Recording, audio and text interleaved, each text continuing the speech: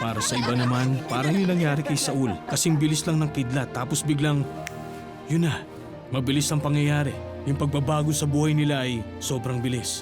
Para sa iba naman, posibleng maging mabagal ang proseso. Mas mabagal kasi maraming tanong at marami pang pinag-iisipan. Pero kahit na ano mangyari, dapat alam mo na ang Diyos ay lagi naghihintay na tanggapin ka.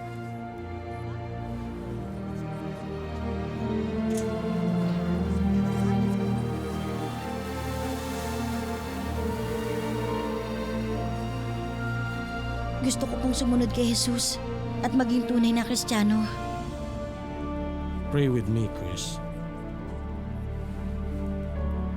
Jesus, namatay kayo sa krus at muling nabuhay para iligtas sa mga makasalanan.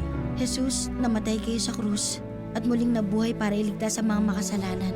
Patawarin niyo po ako sa lahat ng mga kasalanan ko. Patawarin niyo po ako sa lahat ng mga kasalanan ko. Gusto ko kayong maging Panginoon, tagapagligtas at kaibigan. Gusto ko kayong maging Panginoon, tagapagligtas at kaibigan. Baguhin niyo po ako at ang buhay ko. At tulungan niyo akong mabuhay para sa inyo.